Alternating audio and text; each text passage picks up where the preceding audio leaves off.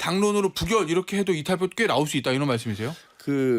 이재명 대표에 대해서 체포 동의안이 국회에 왔을 때 예. 민주당은 당론으로 안 된다라고 얘기했습니다. 그랬죠. 하지만 상당수의 의원들이 반대표를 던졌어요. 찬성표를 던졌어요. 그래서 체포 동의안이 통과가 된 적이 있습니다. 예. 투표함에 들어간 사람들의 마음을 어떻게 알겠습니까? 당론이라는 것들은 저희가 지켜져야 됩니다. 근데 그 당론이라는 것들이 예를 들면 정말 내 양심의 그 자유, 내 양심과 충돌하지 않을 경우에 해당하는 것이죠. 근데 이 부분에 있어서는 잘 모르겠어요. 왜냐하면 그날 계엄군이 침입하는 걸 보고 나는 탄핵에 찬성해야겠다라면서 울분을 토로한 그런 의원들도 제가 봤거든요. 국민의힘에? 예, 국민의힘에 의해서 봤습니다.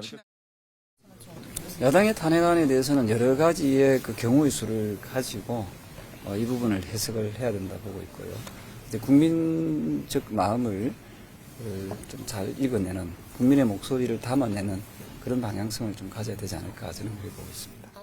저희 당명이 국민의 힘이잖아요. 그래서 우리는 용산을 바라보아서는 안 되고요. 국민을 바라보는 그런 정당이면 좋겠다.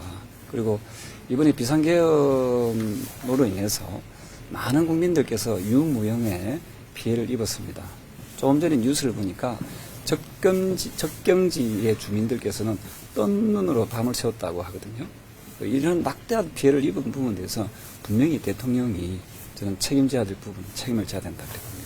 본인이 의지가 중요한 게 아니고요. 결국 국민들이 어떻게 이것을 보느냐, 국민적 그 판단이 더욱 더 중요하고, 국민들이 이번 비상계엄에 대한 문제를 어떻게 보느냐, 그 방향이 저는 맞다고 봅니다. 어떤 방향이라고 보십니까? 자진 하야에 대해서 안 의원님 말고도 동의하는 분들이 국민의힘에 더 있습니까?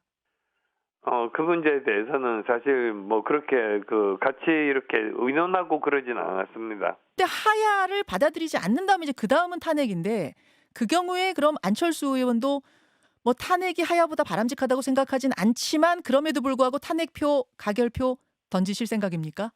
지금으로서는 제가 생각하는 최선의 방안이 하야시기 때문에 그 분야에 대해서 최선을 다할 겁니다. 근데 이제 시간이 지나서 이제 결국은 이 탄핵 투표를 할 수밖에 없으면 그때는 저 나름대로 결심을 해야겠죠. 대통령실은 지난 3일 밤 비상계엄 선포에 대해 국정마비를 방치하고 방관하는 것보다는 국정을 정상화하고 회복하기 위한 조치를 시도한 것이라고 밝혔습니다. 기습적인 심야계엄에 대해선 국민 피해를 최소화하기 위한 것이었다면서 국회가 스스로 판단할 수 있도록 국회의원의 국회 출입을 막지 않았다고 주장했습니다. 국회는 오늘 새벽 0시 48분 윤석열 대통령에 대한 탄핵소추안을 본회의에 보고했습니다. 더불어민주당은 탄핵소추안을 오는 7일 저녁 표결에 붙이는 방안을 우원식 국회의장과 협의를 거쳐 추진하기로 했습니다. 국민의힘은 당론으로 탄핵소추안에 반대 표결을 하기로 결정했습니다. 계엄 선포 직후부터 국민과 함께 막겠다며 윤 대통령을 비판해온 한동훈 대표도 탄핵은 막아서겠다고 동조했습니다. 다만 위헌적 계엄을 옹호하는 건 아니라며 윤 대통령의 탈당을 거듭 요구했습니다. 대통령을 비롯해서 위헌적 계엄으로 국민을 불안하게 하고 나라에 피해를 준 관련자들은 엄정하게 책임을 져야 합니다. 더불어민주당은 이번 계엄을 친위 쿠데타라고 규정하면서 여당을 향해 탄핵안 찬성 동참을 요구했습니다.